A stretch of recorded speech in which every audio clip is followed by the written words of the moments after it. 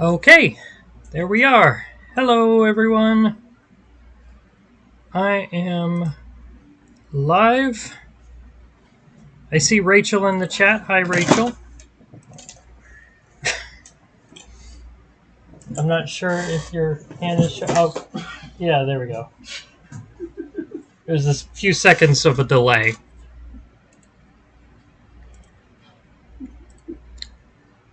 All right, and I see that Nick is in the chat. Hi, Nick. So I've been away from streaming for a couple weeks because I've been busy with work and other things. I do still have a lot of work, but I've decided I want to skip forward from Wild Arms 1 and go straight to Wild Arms 2 because this is the game that I care the most about. I have a lot to say about it and about everything. I'm going to get into this over the course of playing through this entire thing. There's a lot to talk about, but basically, this game occupies so much brain space for me that, like, talking about Wild Arms 2 is talking about everything, and talking about everything is talking about Wild Arms 2. And you'll start to see why as we get into it, and I talk about my, like, thematic reading of it, and just how much I've learned about game design in the context of this game. And yeah, there's so much to get into. Let's get started. It's a lot of fun.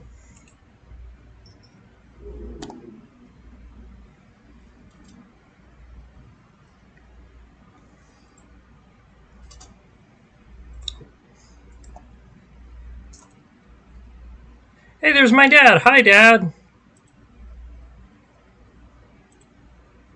Also, I forgot to switch the game. There we go. Okay. Glad I remembered that.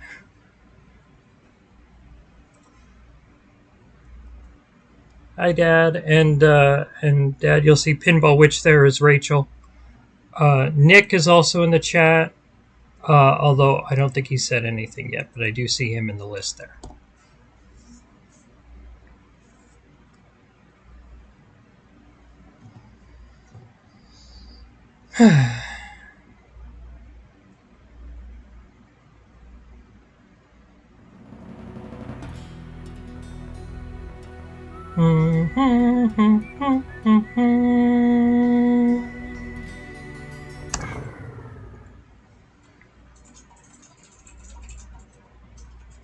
All right. So, new game in Wild Arms 2. This is an exciting time.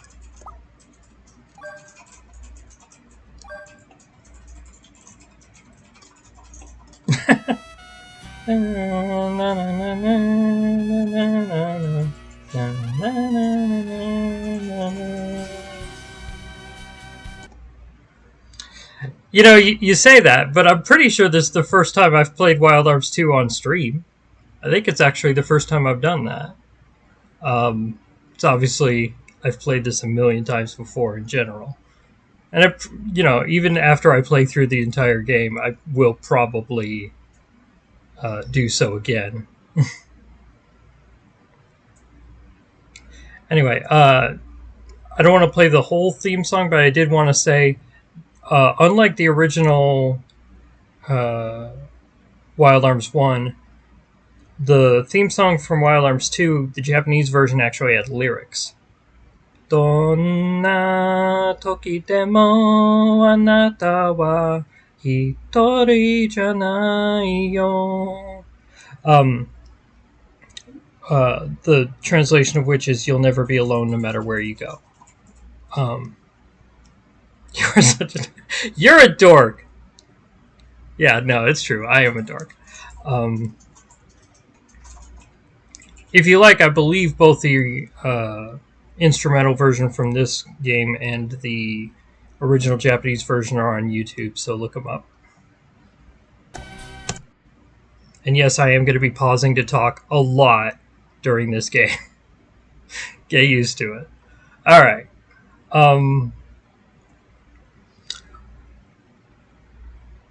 One of the things that I really, really love about this game is how quickly you get into the actual gameplay of it. So let's just take a moment to appreciate that. We start with the character select screen, which is like, after we get these introductions, is the only time we see these cute little cards.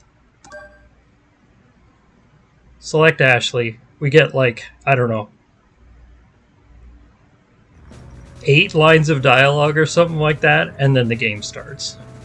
Contrast that with a game like Golden Sun, for instance, which I love Golden Sun, but god, the opening is glacial.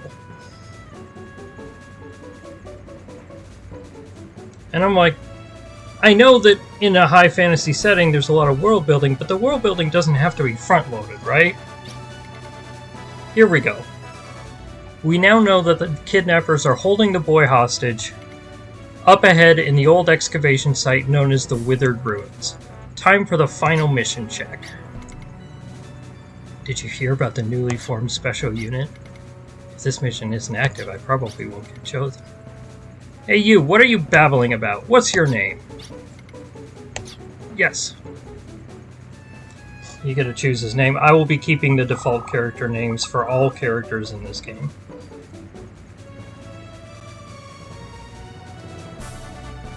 Oh, there's Nick. You were walking home? Okay, that's fine. It's people like you that are most dangerous in the field. Don't get in the way. Understand, Ashley?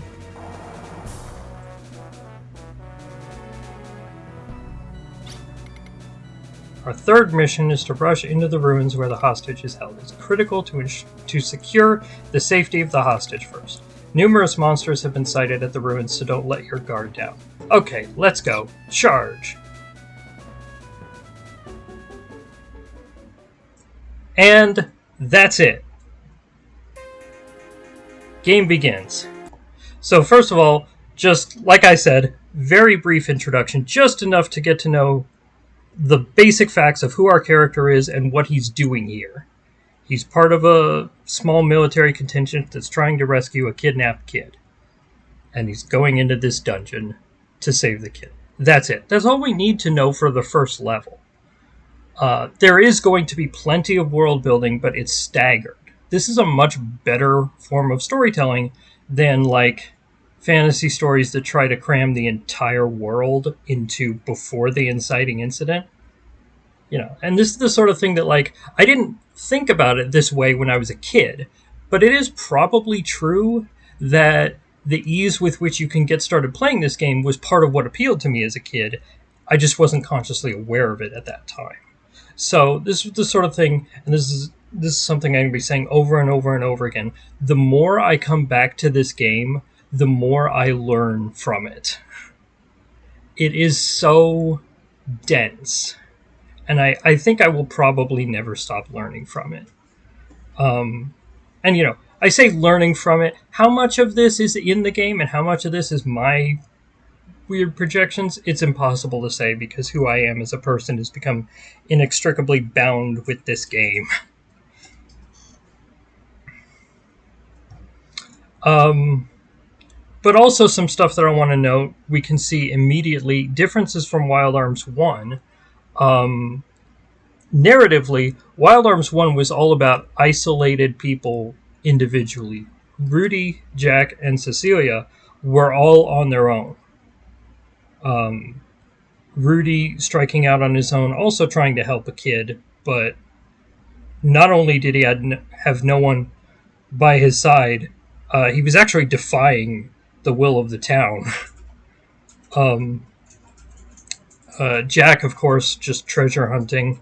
He's got Handpan with him, but that's it. And Cecilia, well, she was the princess of an entire kingdom, but largely in the game she's operating on her own. This is very different. Ashley is immediately part of a command structure. Also, mechanically, you can see as I just go through this,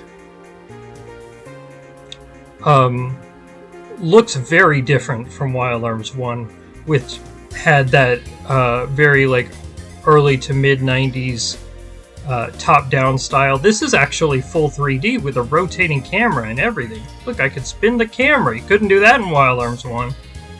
except during battles, and there it was done automatically. And yeah, the characters still have sprites, although they are lovingly rendered, and there's lots of little moments of details of character expression on sprites. In particular, with Lilka, some of the little bespoke sprite actions that we'll see for Lilka, I just absolutely adore. She's one of my favorite characters in all fiction. Anyway, we'll go through Gimbal. One of the annoying things about Wild Arms 1 is if you die, it's instant game over. Gimbal coins are nice because they give you another shot at a battle, and it's pretty rare that you need more than 2 tries. In later Wild Arms games, Gimbal coins can also be used to save anywhere, but that functionality does not exist in this game. Rachel says, nothing beats my favorite character's run animation. She does have a fantastic run animation. That's not going to be anytime soon. That character doesn't join until late in the game, but we will enjoy it when we get to see her.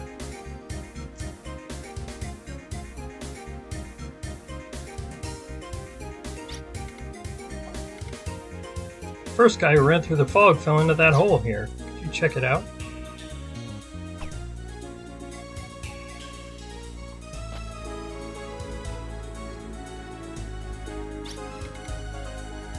Hey, wake up! Can you stand up? New recruit, huh? Looks like you messed up. This is, I think, the first instance of a mistranslation in this game. I'm not 100%, but I'm pretty sure this guy meant that he messed up, because he was the one who fell in. But Japanese sentences often lack subjects, and the translators were generally pretty bad at being able to tell what the implied subject was supposed to be. I suspect that a lot of the times that people, on this translation effort in particular, they weren't playing through the game and making note of stuff. They were just given blocks of text and had to render them in English and just made guesses based on context, which is not a good way to do it, but it does make a great impression on you if you're a linguistically curious 10-year-old. It's because you tried to score big here, so you'd be reassigned to the new unit that is forming. Yeah, he's definitely talking about himself. That should have been I. Take it easy. Stay here until the rescue team arrives. We can't do that. Hey, look at that! I'll throw a knife at it! That's what I do. I just throw knives at everything, see what sticks. You know, autistic language nerd. I mean, I haven't been diagnosed, but, like, probably.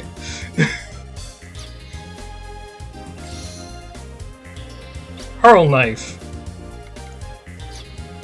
Which still sounds like you're throwing up knives, not throwing knives. I mean, in the Japanese it was called throw knife. I don't know why they changed the name. You come to the edge of the floor above a drop, your character may make the oops active. Ah! You can also just dash, like that. Heal berry.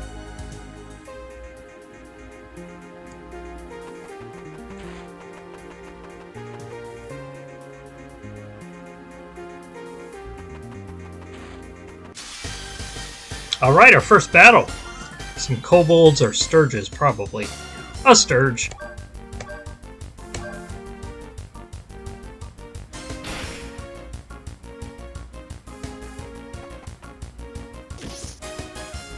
So you can see significantly more detail on the polygonal character designs than there were in the super deformed Wild Arms 1 ones, although it's still obviously bound by the limitations of PS1 graphics. Yeah. That's what games looked like when I was a kid. Of course, I never much paid attention to graphical quality. I honestly probably care more about it now than I did then, and I still don't care that much. I mean, Balatro is one of my favorite games of the past few years. And it ain't for the graphical quality, I can tell you that. There's some kobolds.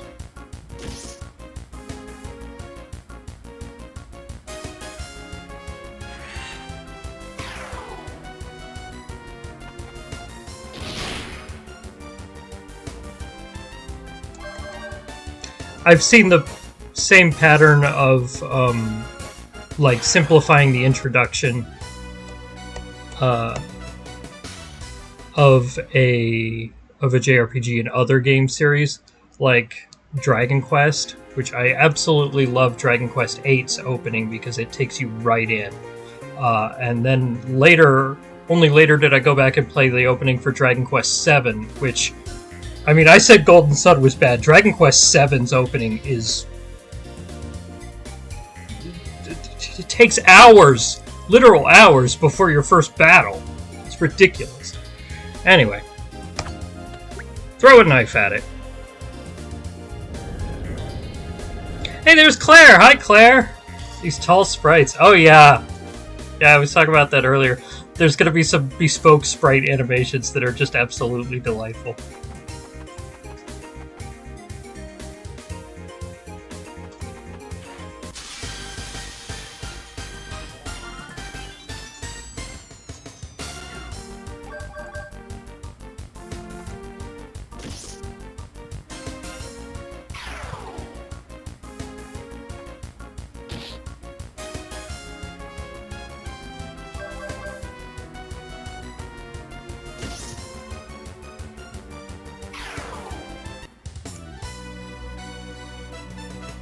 Level up for Ashley, that's good.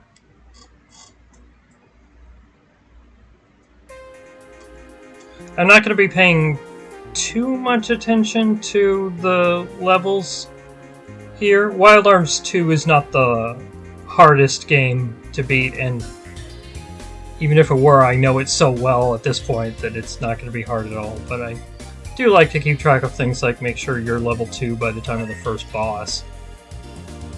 Good rule of thumb for all 3 of the character introductions. Make sure you're level 2 by the time of the first boss. Gems! Pick up the gems, the faintly sparkling jewels of life to restore lost HP.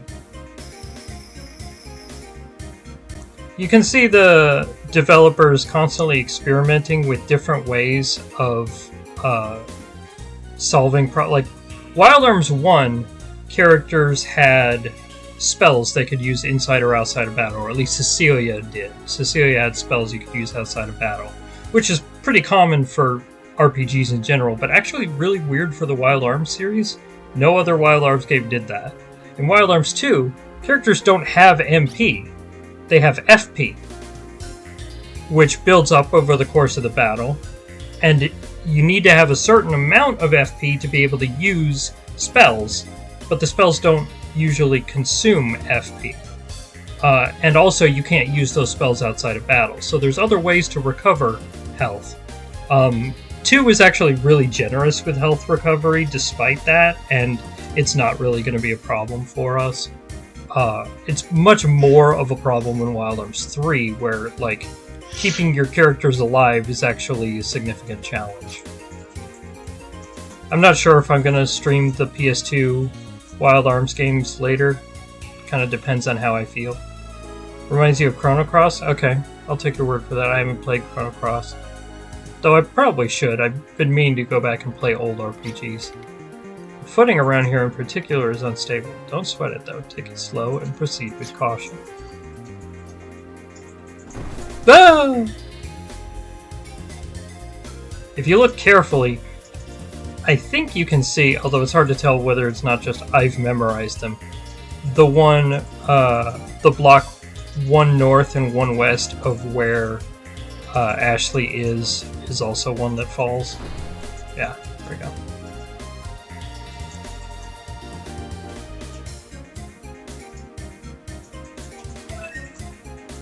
Did they not have MP in Chrono Cross? I always love developers who tinker with how a battle system works in particular.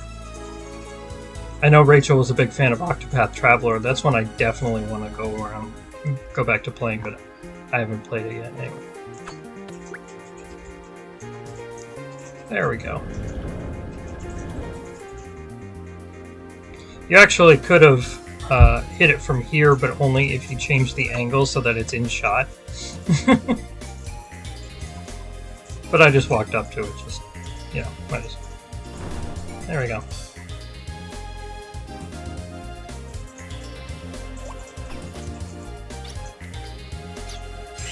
It's level 1, so there's lots of guys who will just heal you for free. Not gonna be a thing forever. We will be saving on slot 3, I guess.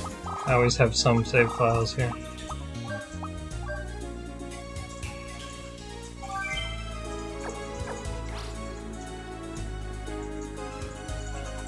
That does sound fun, and similar to Wild Arms, yeah, Rachel.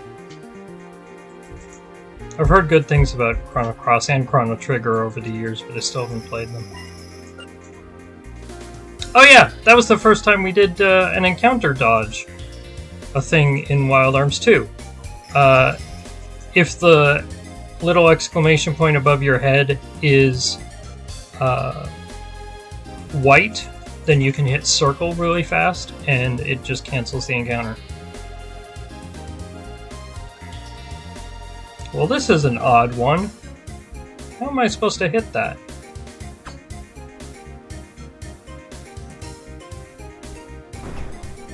Ah! Okay, I did genuinely forget that one was, because you don't need it. But, how am I supposed to hit that? Here's another excellent aspect of game design. Right at the start of the first game in the series to actually render environments in 3D, we get a puzzle that relies on 3D. And it relies on kind of adventure game style lateral thinking. So if we can't hit the... because if we throw the knife, it goes straight ahead. But if you watch, after it hits a wall, it falls down. That's not just animation. It actually falls down functionally.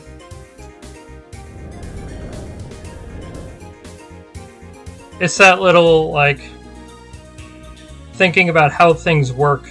You gotta freeze? I don't know what you mean. You mean your screen froze? Am I frozen, Rachel? Must just be something on Dad's end. Sorry. Okay. Anyway, but I love the thinking about reasoning about how things actually work. You know, I've been watching a lot of Ian Danskin's videos about adventure games lately. Ian Danskin is one of my favorite YouTubers. He does the channel Innuendo Studios. And he's been talking about, like, adventure game puzzles. And this is a classic example of, like, the kind of puzzle that we're talking about is, like, real-life reasoning, not necessarily just reasoning within a specific puzzle system.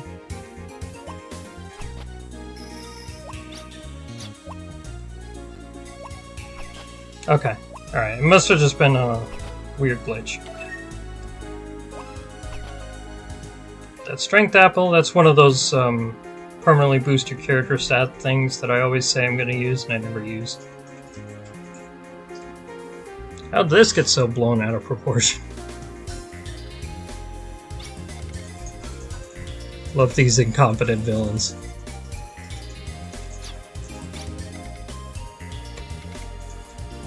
What do you plan on doing, boss? It's about time those Musketeer boys came charging. You gotta hear these guys as, like, the robot mafia from Futurama. Let me put the clamps on them!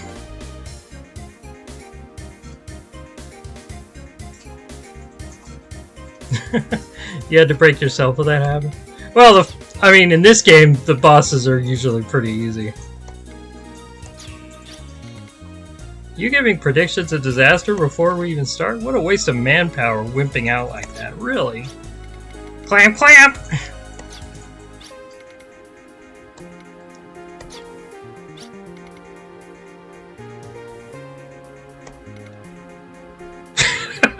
Gotta love that. Yeah, you kidnapped an orphan. He has no parents. Who's paying the ransom? There go my hopes and dreams. They're not very good at this. Boy hostage is a great name. Well, we will be giving him a name. Right here, actually.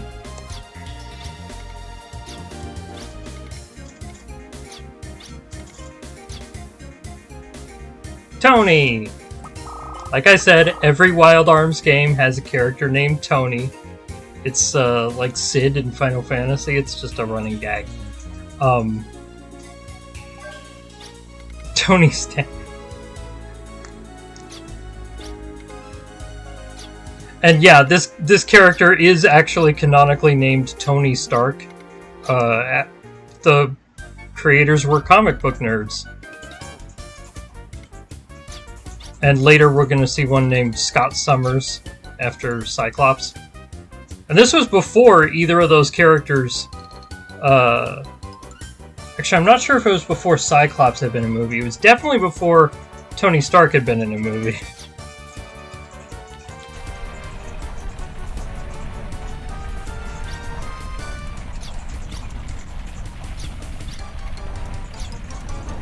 Of course, he's messing around and accidentally awakens an ancient evil, as happens like every other Tuesday in a fantasy world.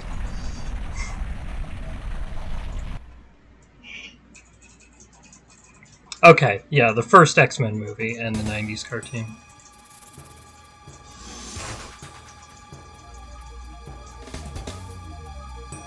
Whereas now Tony Stark is much more famous. Yeah, everyone loves the kid from Wild Arms 2. The most famous character in all of fiction.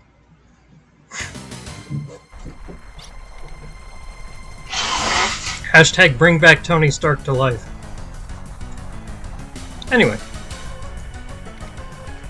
I have a feeling something like this might happen.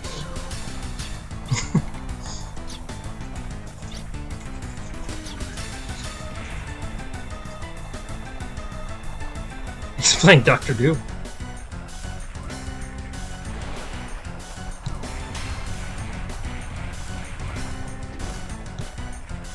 That does not actually decrease your age.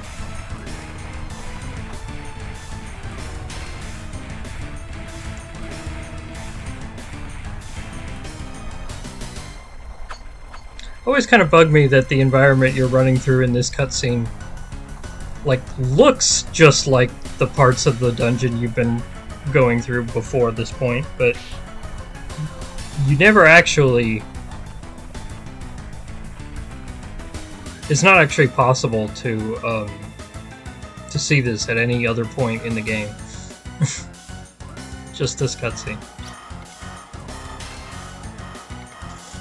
Most likely, the trapped monster was released by accident. Fortunately, highly volatile liquid explosives have been found in the monster's secretions.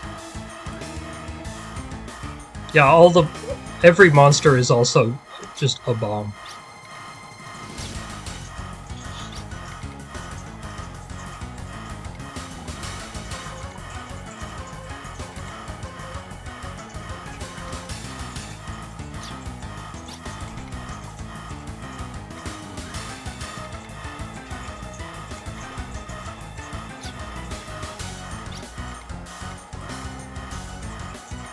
So here we see the first real moral quandary the characters are dealing with. Do we destroy the monster at the risk of killing innocent people, or do we save everyone at the risk of letting the monster out?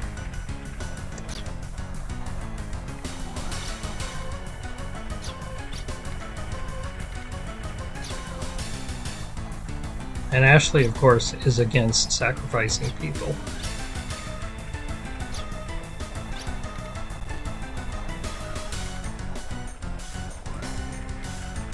The MIDI metal breakdown, yeah.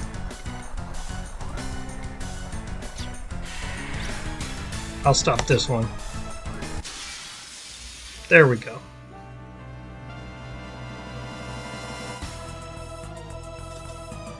Bosses can be attacked in two different places, the main body and the body parts. Beat a boss character by attacking the main body at its name and reducing its HP to 0, Reducing the HP to 0 for the body parts won't defeat the boss, but will win EXP and Kella. And sometimes rare items.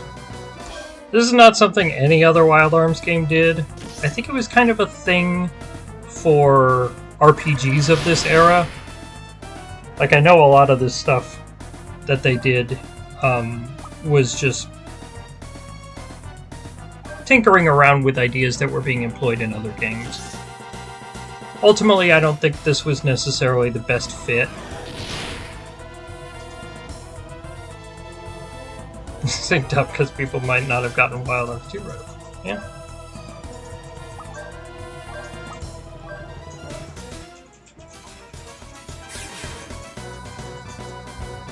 There we go.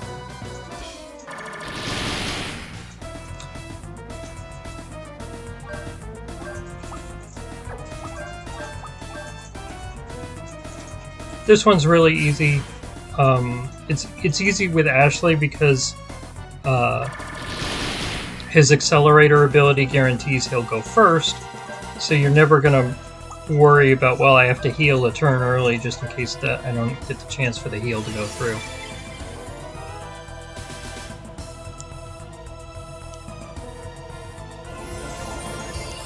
Okay, yeah.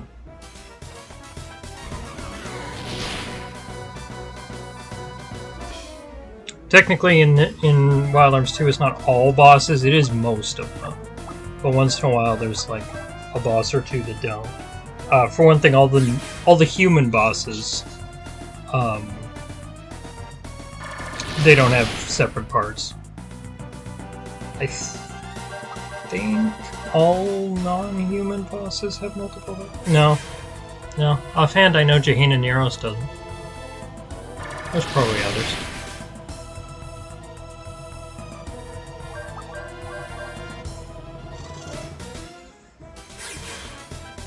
Missed! How dare! I mean, it's only like 85% accurate. Chances are it's going to miss one of the 7 times that you can fire it off in this battle.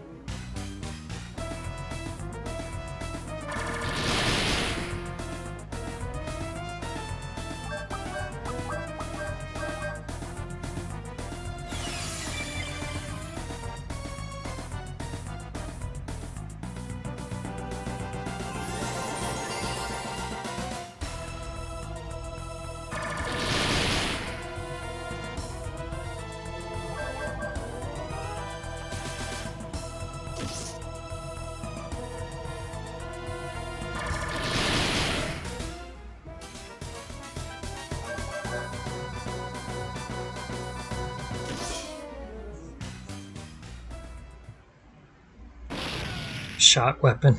Bit vague. Yeah, it's shot weapon. It's a weapon that does shots.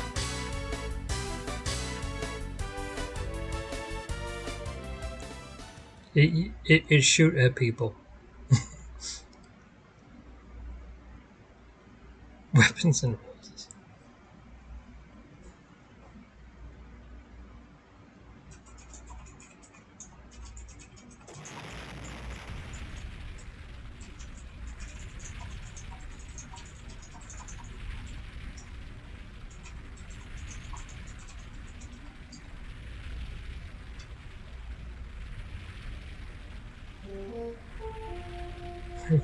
Musket.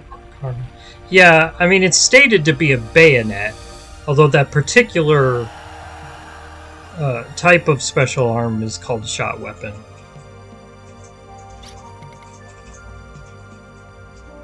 Despite the fact that the games are ostensibly about guns, the creators don't seem terribly invested in actually distinguishing between types of guns, which is honestly fine for me, because I don't actually like guns. That's not why I play these games.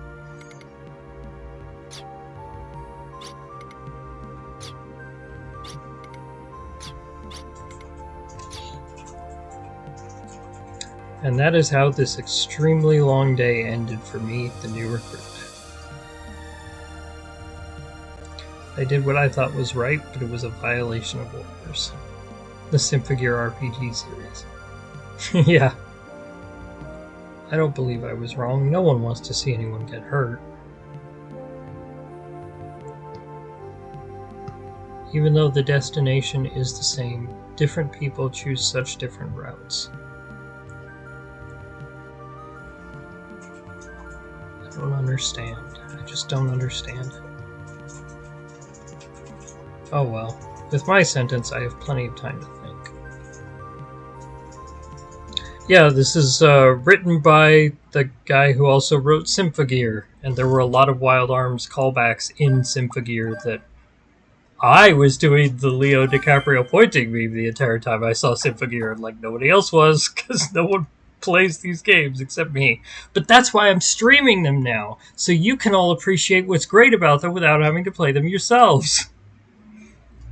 It's a service I'm providing. Anyway, let's get through Brad.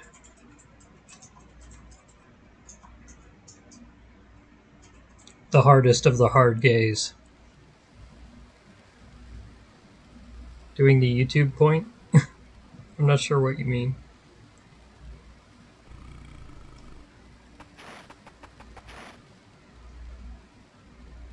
I don't think I ever heard that before, that sound effect. Is that supposed to be like the growl of a monster, or was it his stomach rumbling because he's hungry because he hasn't gotten the chance to eat in ages? Seen the memes. Yeah, I have. We chased him in here.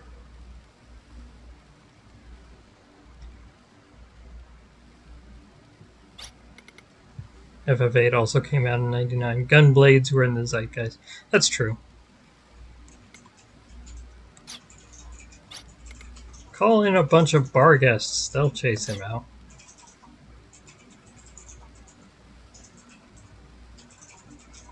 I love bar guests. Those little aggressive fox dogs.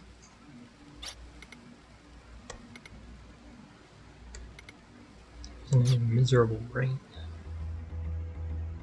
Getting introduced to a character, we won't know who this is immediately.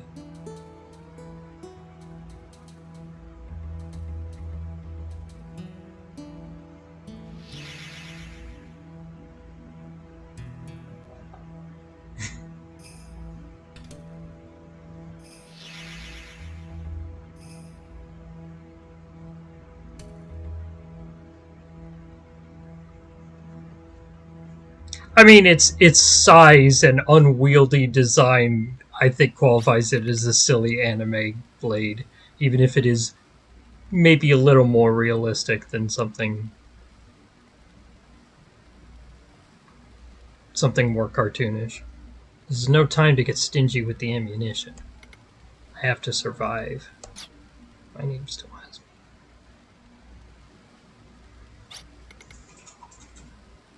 The search party recovered these items.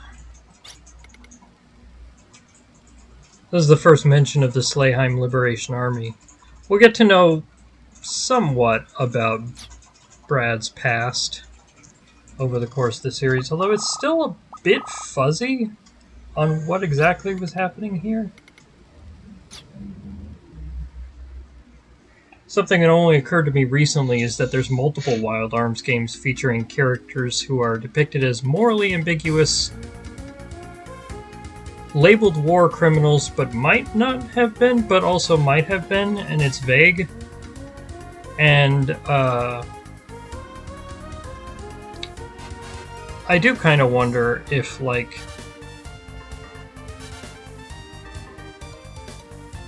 I probably shouldn't talk about that.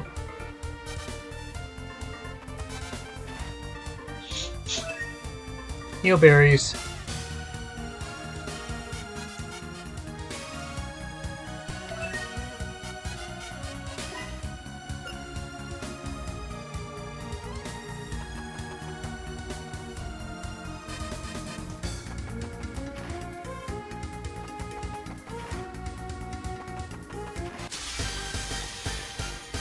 Yeah, I probably actually should get a couple of well, Brad can probably take it even at level 1. I just usually get the characters to level 2 before the first boss fight.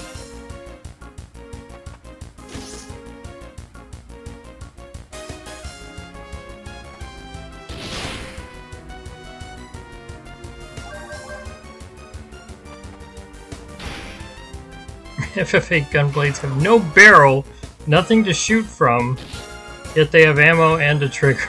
That's very silly. Even by anime standards, that's pretty silly.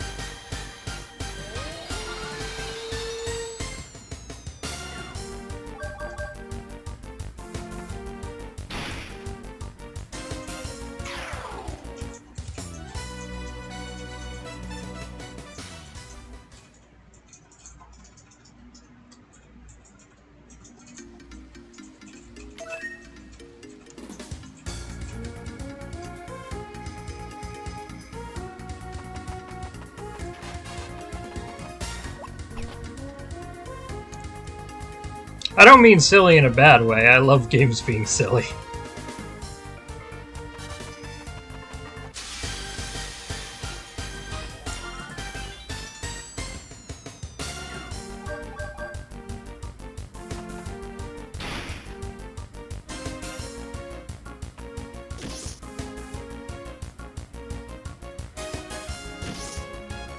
Rude.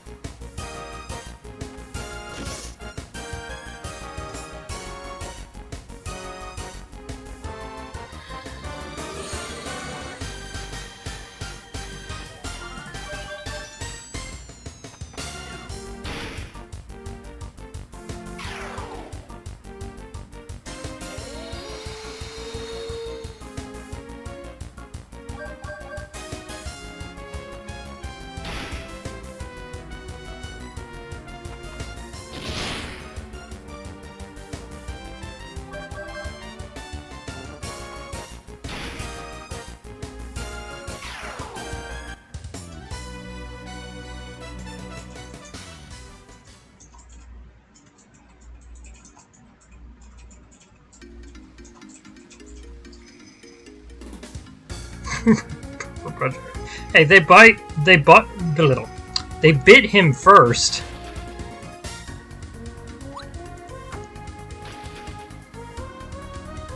Don't worry, there's gonna be a puppy who's nice, and we're not gonna punch the puppy at all. Coming up pretty soon, actually.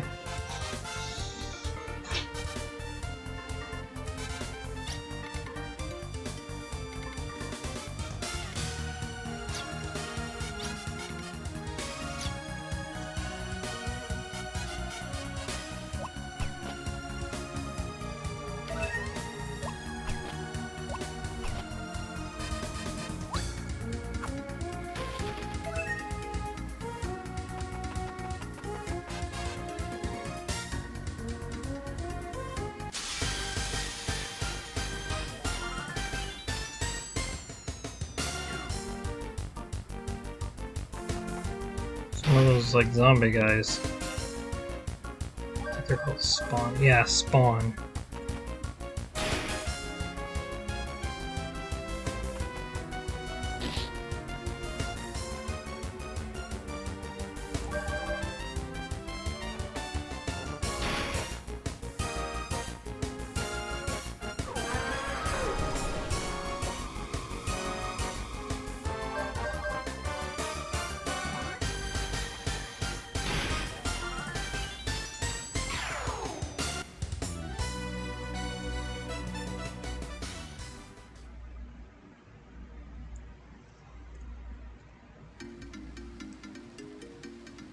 Here we go. Who's there? There's a pupper. Little pupper. Brad runs behind a tree, and as we all do, shouts, "Namumi!" So I'm gonna pause for a sec just to talk about this line. Because obviously, when I was a kid, I was like, what the hell is going on? What like I mean, first of all, I didn't really understand what was happening in general because this is all kind of vague and poorly described. But also, like, what does that mean? Why did he say it? And even as an adult, this particular line still makes no sense. It was obviously a mistranslation, and a really bad mistranslation, too. I figured it out once I played through the Japanese version. He actually says Namu-san, and they didn't know how to Romanize it. Namu-san is the beginning of he's saying Namu-sambo, but he cuts himself off. Namu-sambo is literally a Buddhist religious term. You would have assumed it was a name. That would have been a reasonable assumption. It's not. It's literally a religious term, but it's often, in Japanese speech, often used as just a general expression of surprise. Kind of analogous to the way that "God damn it" works in English. Like, it's literally saying something, but usually when people say "God damn it," they're just, expressing surprise or anger. So that's basically, they just should have had him say "God damn it" and then cut off before the T. That would have been an accurate translation. But I guess they got confused. I mean, they obviously didn't figure out what exactly he was saying because they rendered the third character, which actually literally means three, which is actually pronounced "son," as "me," which is another rendering of that character, like another reading of that character, but not the one that's appropriate in this context.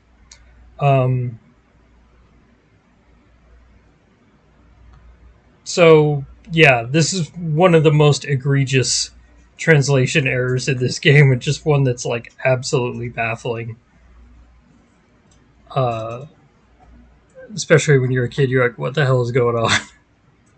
Nerd, you're a nerd. I am a nerd.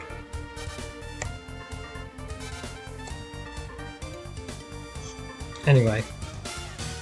The guys who were searching for Brad found the puppy, and they're like, oh, that was what the noise was. It was just a puppy.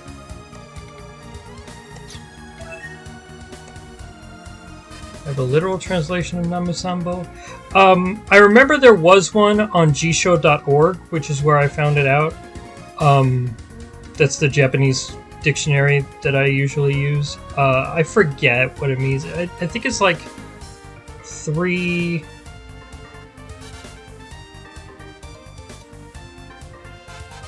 Honestly, I don't remember. But I know it's on G-Show. Anyway, we're getting the most useful tool in the game. The kick boots. It lets you kick stuff. Kick it. Kick it. It's honestly kind of shocking how often kicking stuff is useful in this game.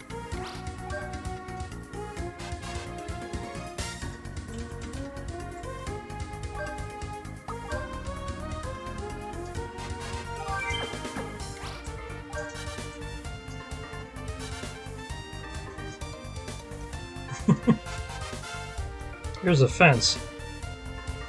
How are we gonna get through, guys? Kick it.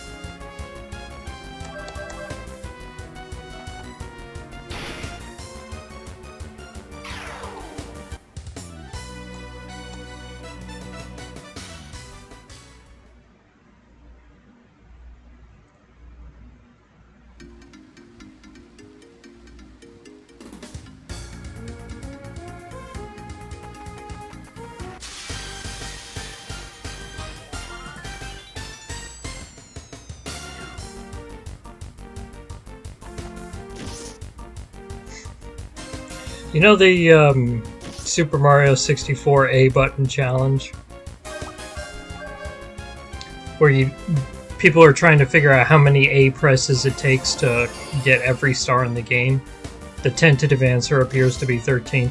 I kind of want to do a compilation of just how many times Brad has to kick stuff to get through this game.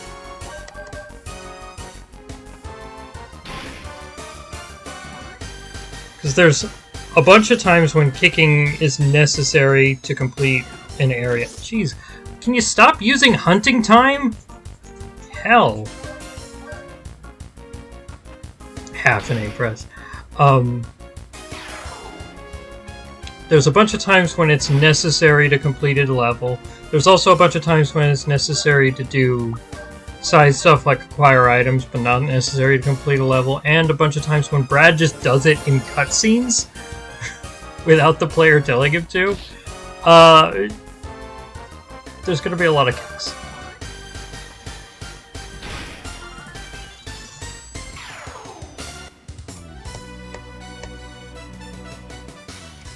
At least the 2 heal berries makes up for it.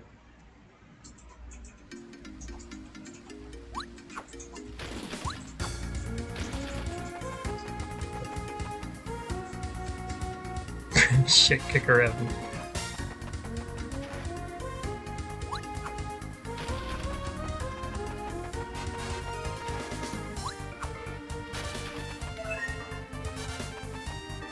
More heal berries. Oh man, there's a dead end. What are we gonna do? What do we do, guys? What should we do?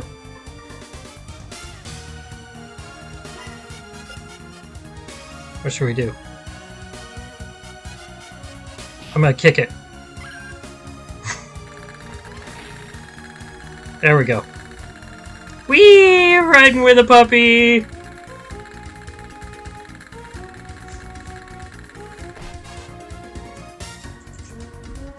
Have a Coke and a smile.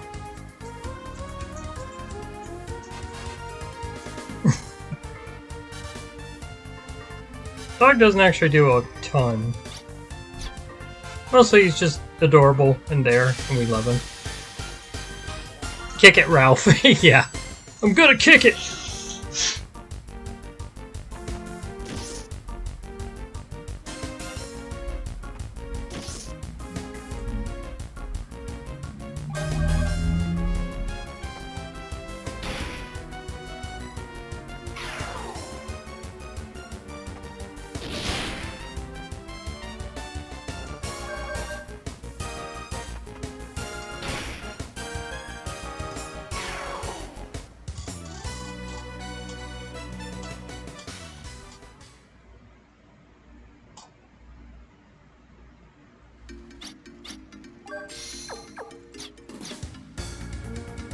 There it is.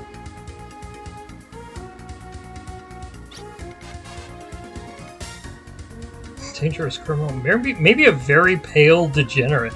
Man, it took me a while to realize, wow, these random soldiers are being really racist.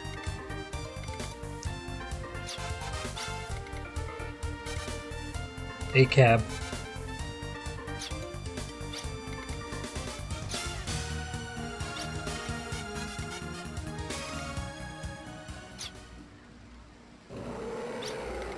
There's that analytical brain of Brad's going.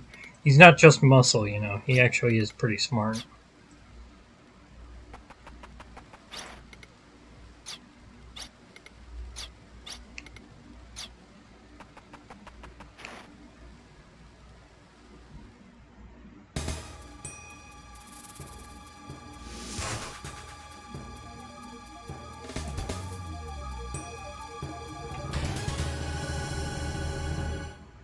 Gremlkin. It's like a gremlin, but more. Sir are self-assured, Brad Evans, lending a hand to your pursuers. Cool way to introduce the bosses, right? And I also am pretty sure Wild Arms 2 didn't invent those boss title screens. I think other games did them around the same time. I think they're really cool. They should bring those back. I'll show you what it means to be a hero. Yeah! Anime poses.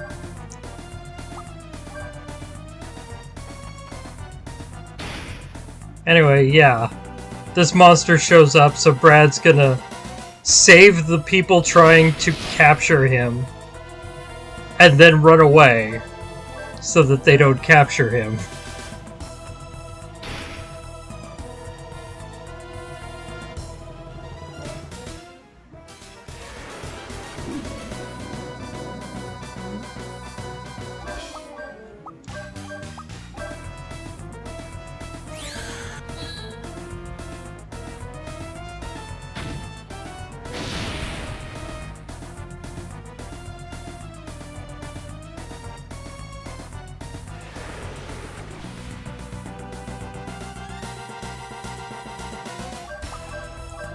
Unlike Ashley, Brad can't guarantee he's going to go before the opponent. I think he always does, though. I think all three of these starting bosses are, like, minimum possible speed, so they always go second.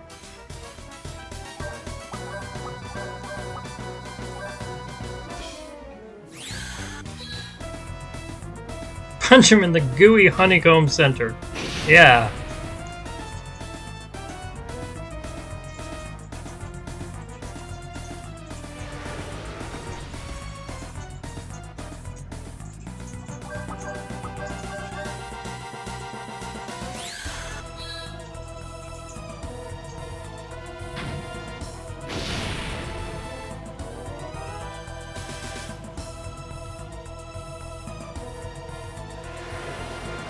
Good for early bosses to be slow so players can get used to longer combat. That's true.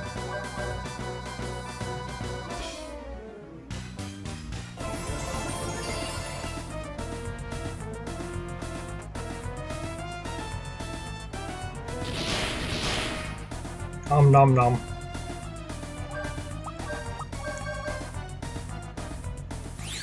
Enum.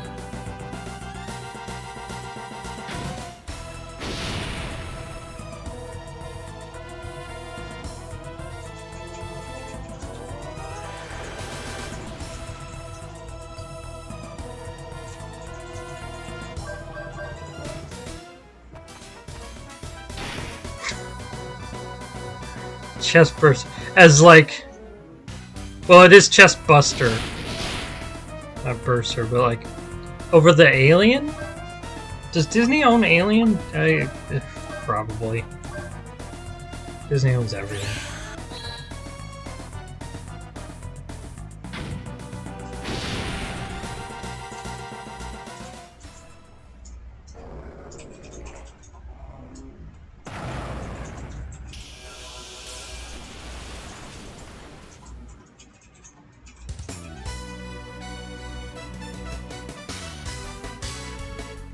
Ah, yeah.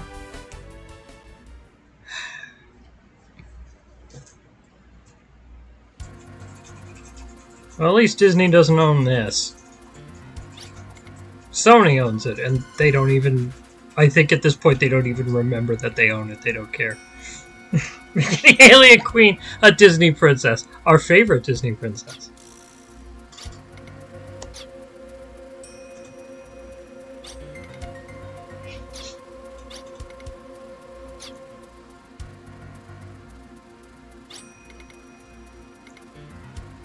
Oh, God, this guy's such a piece of shit. Anyway, and a brief introduction to what the overworld looks like in this game.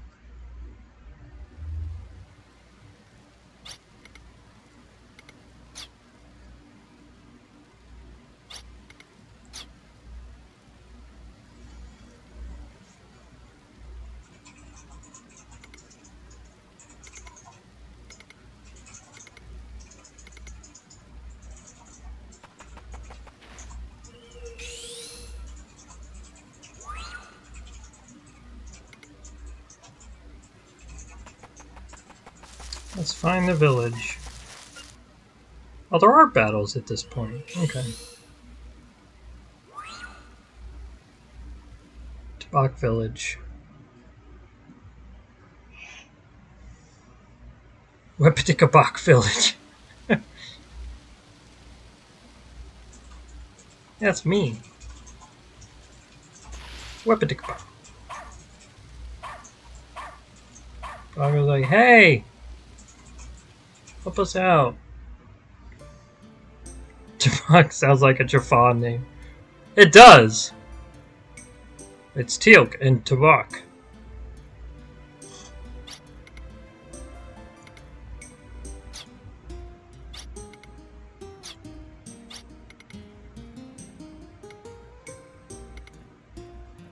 Meryl. They don't let you name Meryl, huh? If we select yes, but I just found him, we do get to name the doggo. I said I wasn't going to change any of the names, but maybe we could change the dog's name. Do you want to change the dog? The default name is Rasia, which was clearly supposed to be an English word, although unfortunately there are 4 possible English words this could have been. Rush, rash, lush, or lash?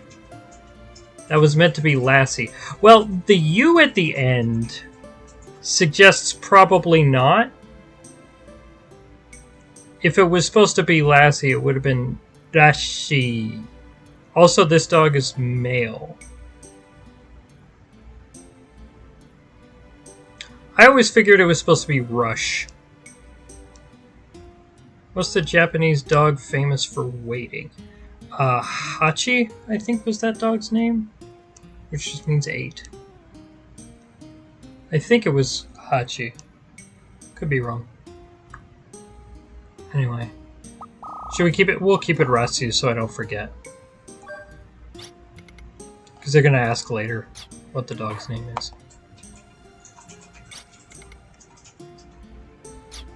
Mr. Sniffles.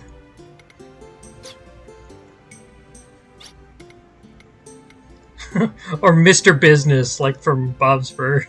It's Mr. Business.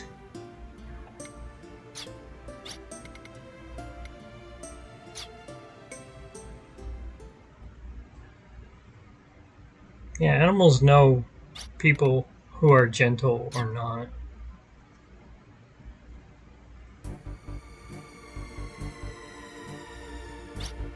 Dog was named after what Scooby-Doo says when you sneeze. Ratsu! That does make sense. Anyway, this guy's a gargantuan piece of shit, but luckily I don't think we ever see him again after this. My name's not Mr. Besides, it makes me sound old. I do love Brad. Here's another little bespoke sprite animation coming up here.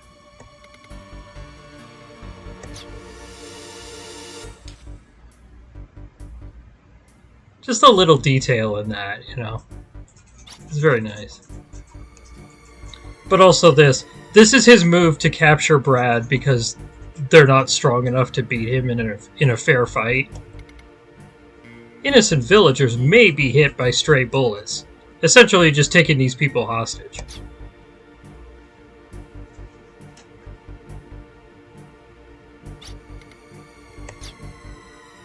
You know, I don't remember what she called him in the Japanese version. I'm guessing it was probably Oji-san or something similar, which means literally uncle. I'm guessing, but it's often used not with your literal uncle, but like men who are around the age of your uncle. Because she's just a kid here. I don't think her age is specified, but I always assumed she was like 10 to 12, somewhere in there.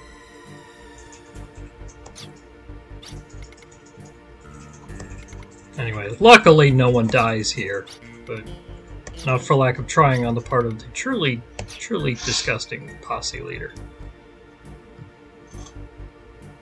They were going to appropriate modern slang, it would be unk. Perhaps it's better this way. All I know is fighting. If I kept on going, all I would find is more blood and death.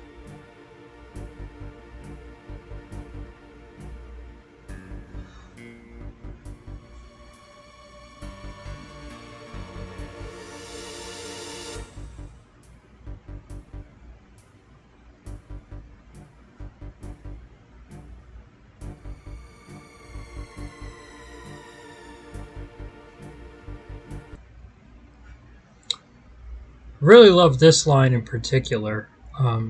This one is very Brechtian. And I've talked about this before, but one of the major themes of Wild Arms 2 is that heroes are kind of a fucked up idea.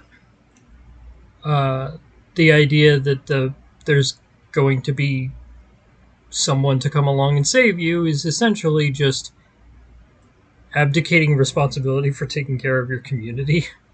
And communities are safe not when they have a hero to protect them, but when people protect each other. Like I said, it's very Brechtian. It's very similar to a specific quote from a Brecht play, Life of Galileo, which is one character says, pity the land that has no heroes, and another says, no, pity the land that needs a hero. Which, when I first encountered that quote, I was like, oh, that's just a Wild Arms 2 quote.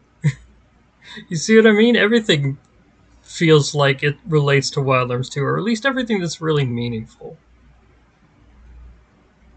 That's an exaggeration, obviously, but it is true that this game connects to a lot of very interesting ideas that it's going to develop very well.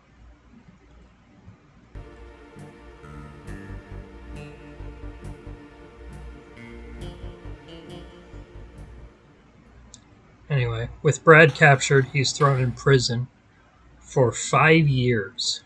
That entire chapter was set 5 years before. They said it at the start, but I kind of glossed over it.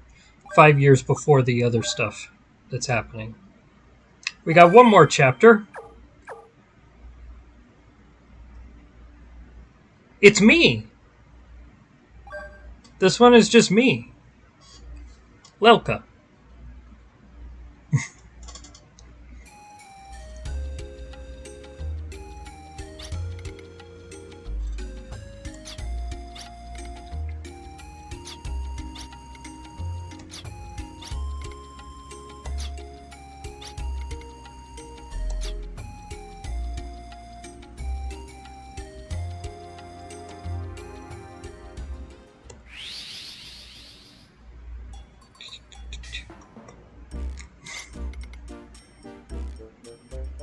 I love when just randomly a girl appears on a table. Just teleports there all of a sudden. That's always happening? For a minute I thought I had teleported to the wrong place again. Uh-oh, this isn't the Valeria household.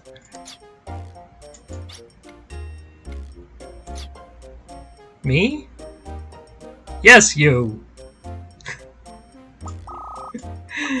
Oh. Mechanically, in terms of like combat and puzzles and stuff, Lilka is pretty similar to this isn't the Suikoden series. Pretty similar to Cecilia, but in terms of the character, she's a lot more down to earth. Cecilia was a princess and the heiress to a grand tradition of like contact with ancient all-powerful gods, and had like special magical powers that no one else had.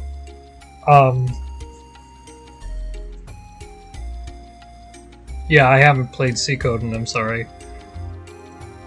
Whereas Lilka is like, I have an umbrella. She's much more down to earth. She's not a princess. She's not a destined savior. She's just a kid trying her best.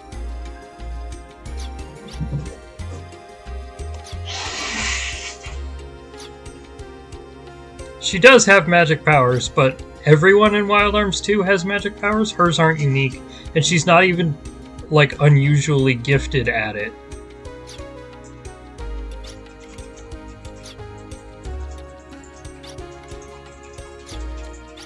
The little sippy animation. Like I said, I love these little bespoke sprite animations.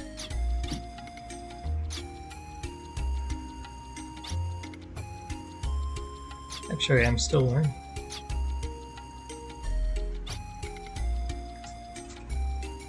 Oh, don't be impressed. Anyone can use magic, you know. You mean even I can learn magic? Of course you can. For instance, you can pick out a loved one's voice or your own name in a noisy room. I love that they started by citing something that actually happens. This is a documented phenomenon and one you've probably experienced. You hear there's a crowd of people talking, but one of them mentions your name and you pick up on it even though you weren't consciously listening for it. That's a kind of magic too. Such a sweet way to see magic. It is. Magic is a power that anyone can use.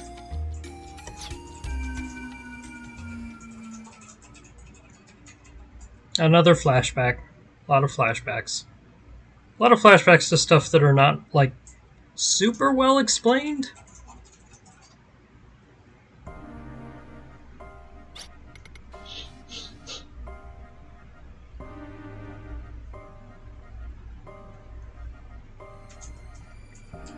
You play Odessa, but Odessa are the bad guys.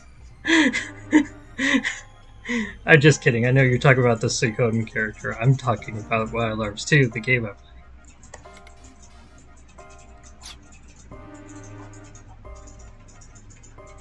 We never actually see Lilka's sister on screen or learn her name,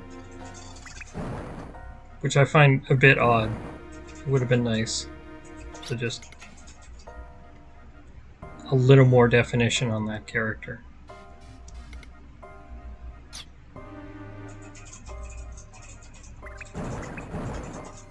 There's also a really odd magic test. It seems to be like either you pass it by either making a really big fire that lights up this block, or by going through an entire level to light up 4 smaller blocks.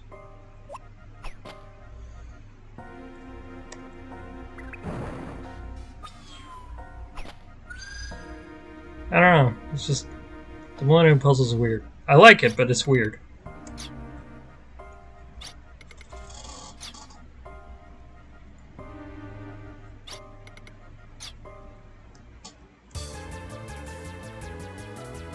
I love any level that's just a mysterious phantom space that is clearly not part of the regular universe, and the background is just ever swirling rainbow patterns. I love those. I'm a sucker for those. Wild Arms series has several of them, and I love all of them.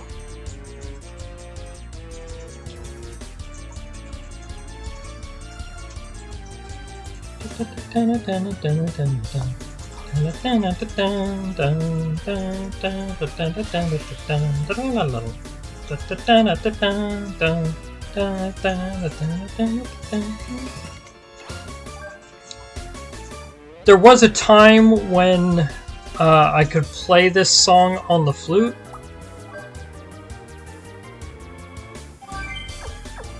I could probably remember it if I knew where my flute was. You know, muscle memory is a powerful thing.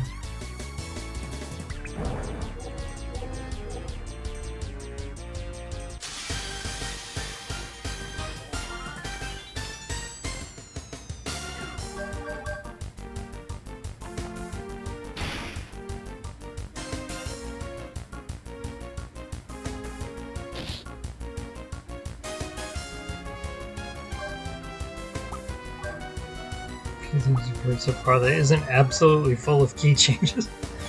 Yeah.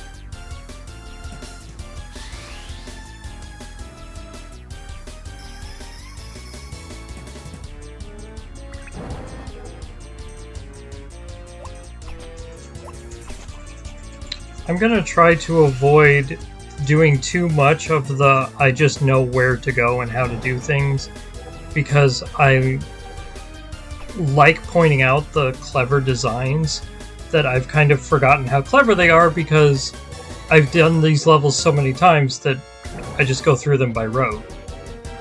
But it is interesting, like, here, there's only one block that controls both of them.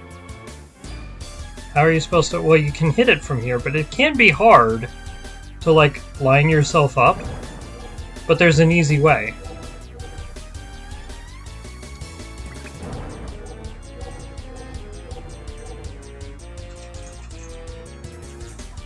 Set it at a 45, and then you can just go straight up. Yes, you can. There you go. When you're moving around normally, there's 8 possible directions at 45 degrees. There's a couple of places where you can get any angle, but it's usually just those. What are those red-orange champs? They just restore HP. Currently I'm at full HP because I used a heal berry, so they don't matter. And also, I'm just not going to be in the habit of picking them up in general because, like, this game is pretty generous about HP restoration. It's not usually that important. Almost a decade. Yeah, that's right. You played it when we first were dating, right, Rach? Pretty sure.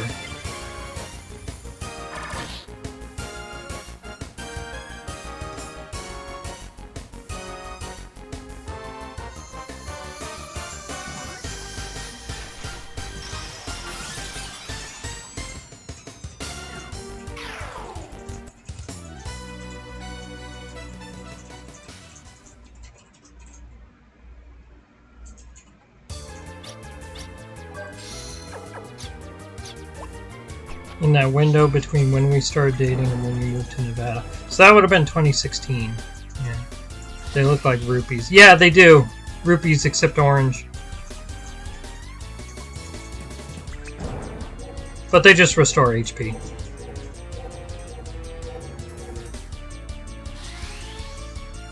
Oh.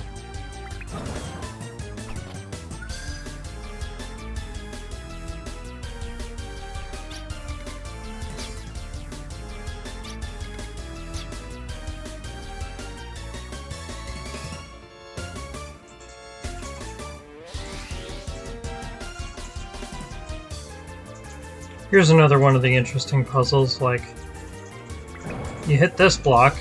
Oh, now I can't move forward, okay.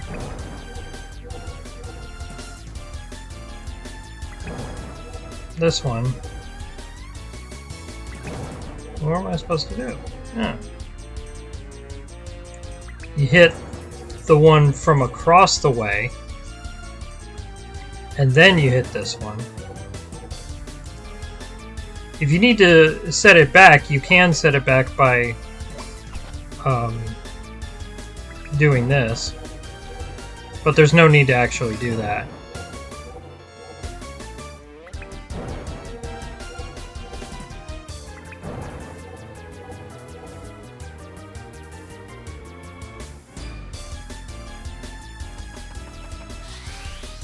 Yeah, I've heard Echoes of Wisdom is good.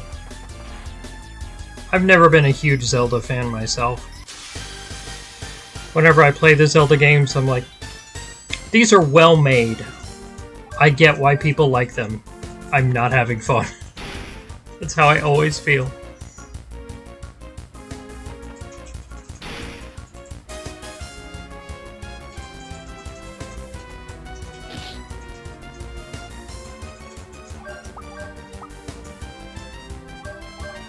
This is kind of a dangerous battle.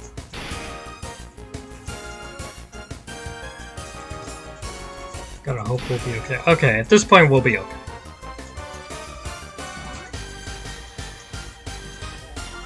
Because a level 1 Lilka doesn't have a lot of health, she goes last. And sometimes these guys are very aggressive with their attacks.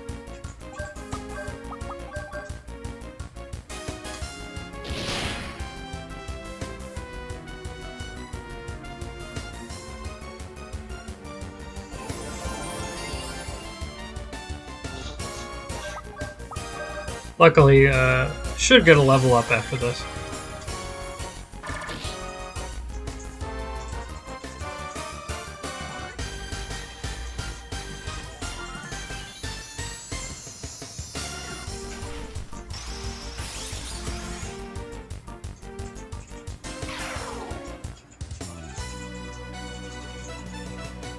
There we go. Level 2. I was hoping she would do the other victory pose. I like the other one better.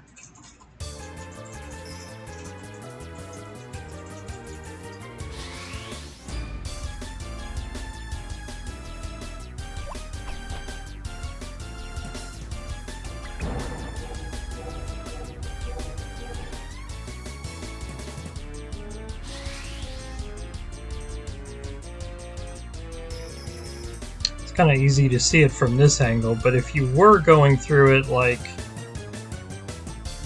this, you might just go right past this into the next area. You're not supposed to do that.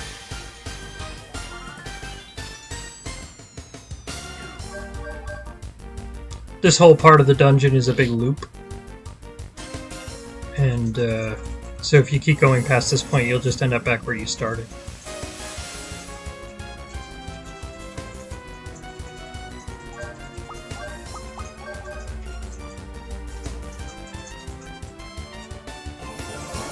You haven't played the Oracle games in ages, but have you played them in seasons?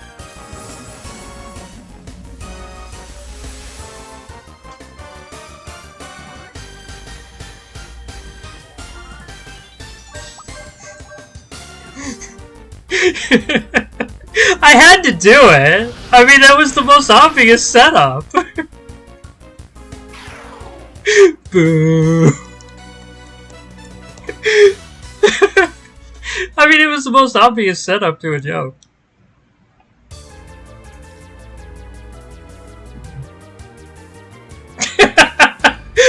Rachel is staring at me. I think she said delete my account.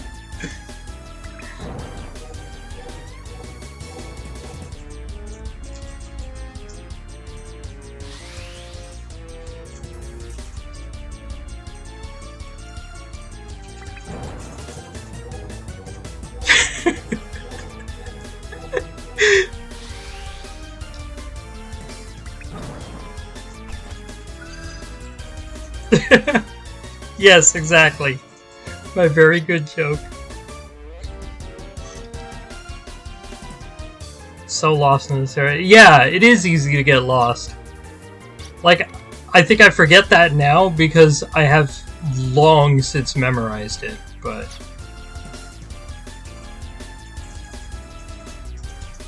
no matter how hard things get, you'll be able to overcome it with your magic.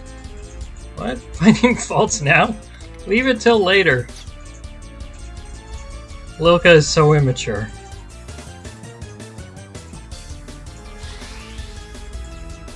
Anyway, the third area is just one puzzle. And I'm going to take the time to show the puzzle in its entirety. Because this really stumped me when I was a kid. Even though in retrospect it seems extremely obvious. I guess I just hadn't played a lot of this kind of game in the past. We've got this area where there's a wall in the way and these 4 colored panels on the floor.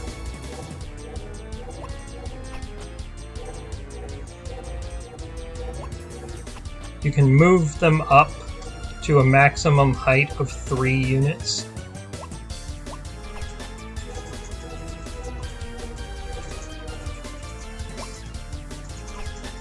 But that doesn't do it.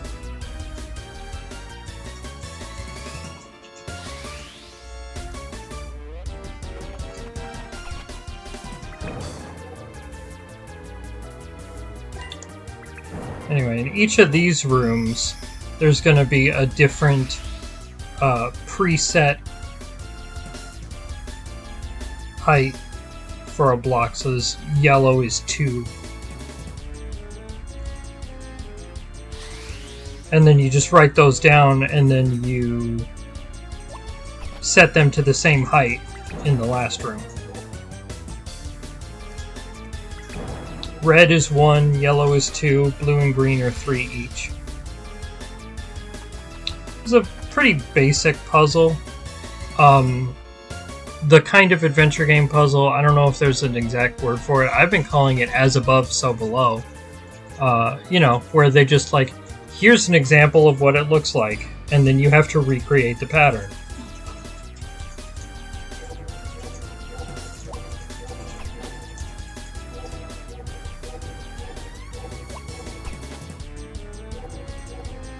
If you just walk straight past it, you can actually get it to go up exactly 1. Yeah, a key where you have to look up pieces in different areas. Like I said, I don't know if there's a name for that, but I know a lot of other games have had puzzles like this.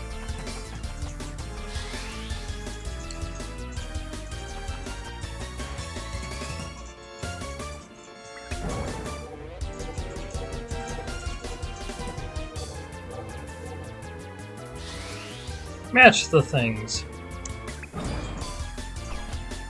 I've been playing Riven recently, and it has a similar puzzle, but with more pieces you have to look up and coordinate on the way, so it's more complicated, but it's the same basic idea. The sequel to Myst, yes.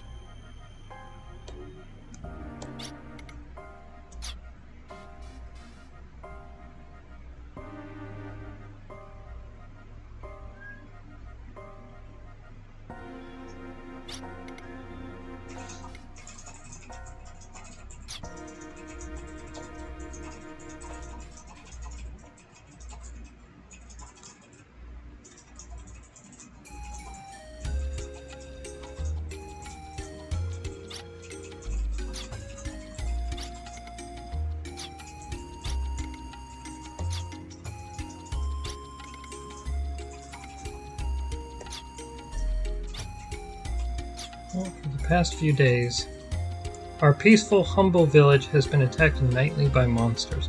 Relatively minor example of a translation error here. Another thing that Japanese doesn't specify and the translators couldn't figure out. Japanese nouns don't differentiate between singular and plural, so it wasn't apparent whether this guy was saying by monsters or by a monster. There's only one monster.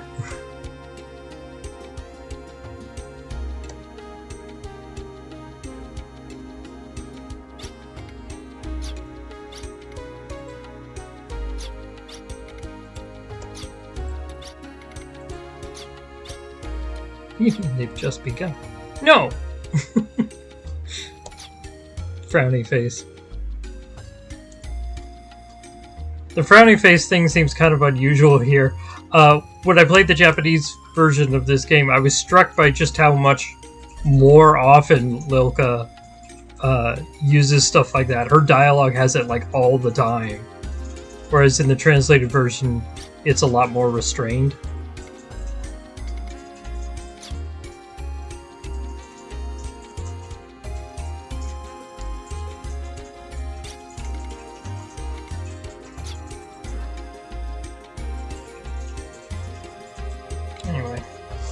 Gotta do a little bit of detective work here to figure out what's going on with the monsters. And by detective work, I mean literally just talk to 2 people.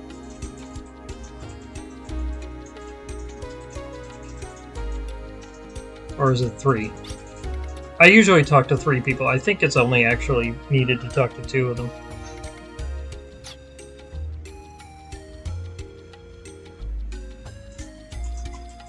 That one. This one. The granary is full of the wheat.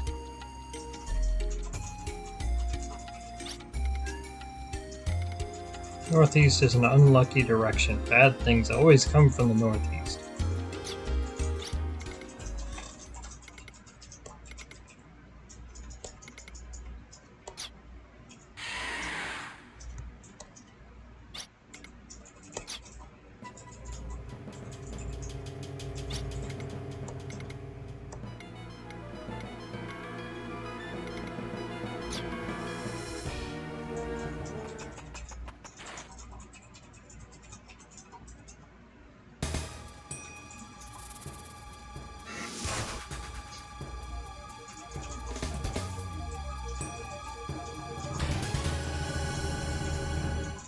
It's the boundless glutton monster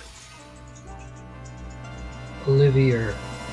Or Olivier, like the actor? Not a flattering depiction. It was supposed to be Laurence Olivier. No, it's just a big monster.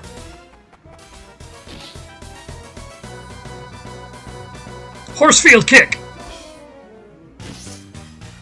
He's trying to be Brad. Trying to solve his problems by kicking.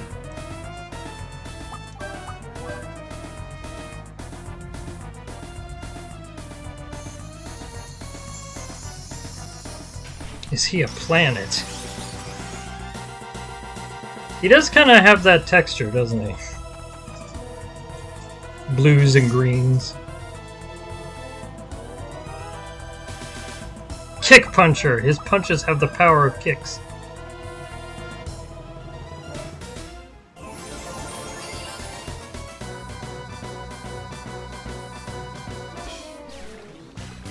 Man, all of these early bosses are really gross. Like, I'm gonna burp on you, that's my attack. But have you considered you?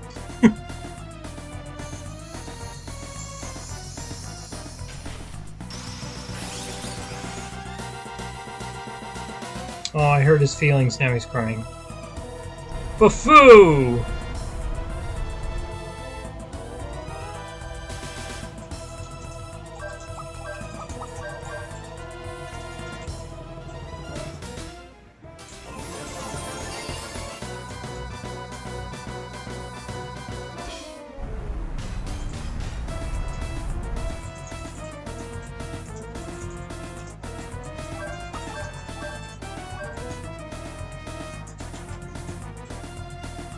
His defense, he clearly found his way here from some Banjo-Kazooie. Yeah.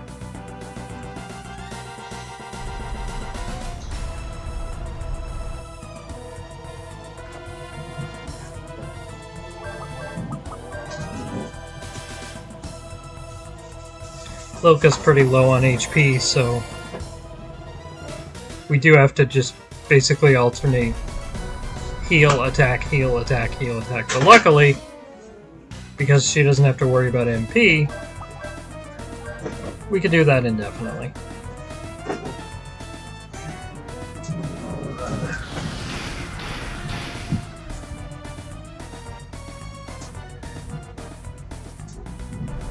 Like Cecilia, Lilka has the Mystic ability, which is extremely useful when you've got a group, but does literally nothing when you're on your own. Or at least, literally nothing right now.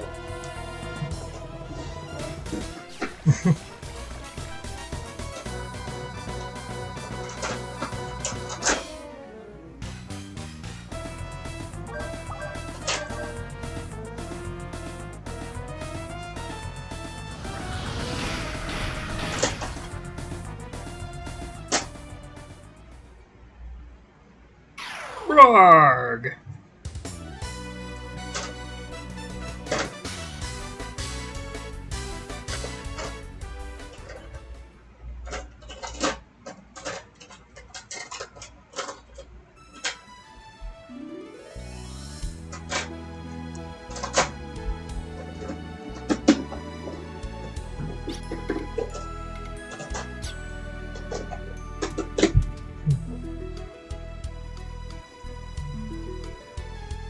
Getting to help people feels good. V for victory, sucker! Trying desperately to sound like cool kids in 2000.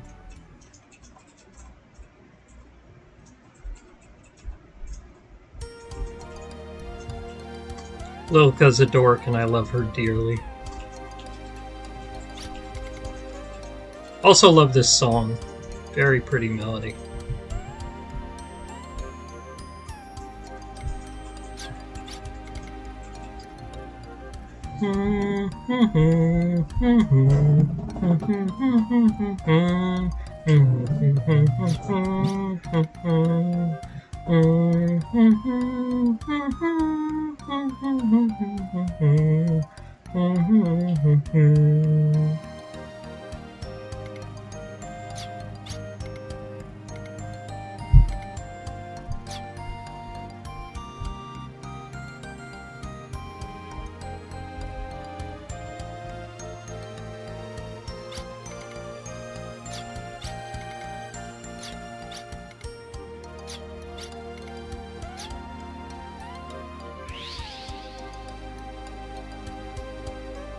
just how pre 9/11 is this game.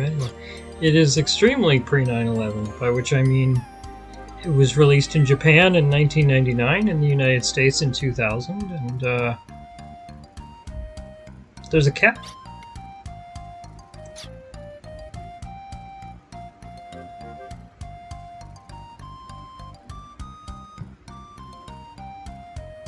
There's references to a terrorist attack coming up, and I feel like they definitely would have censored or just entirely removed that after 9/11.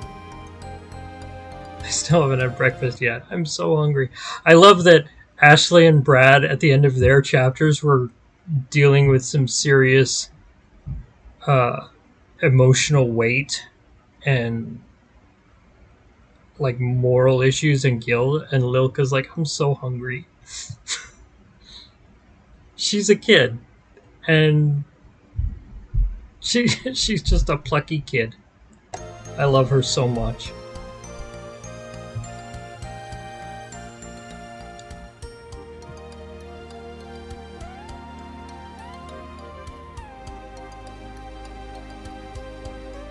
Get this girl some jelly rolls. We will get this girl some jelly rolls next week. It's about time to wrap it up for today, I think.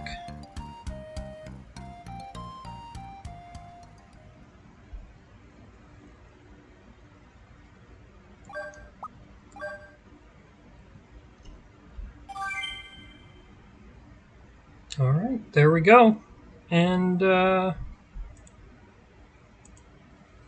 yeah, I think I'll call it a night at that point.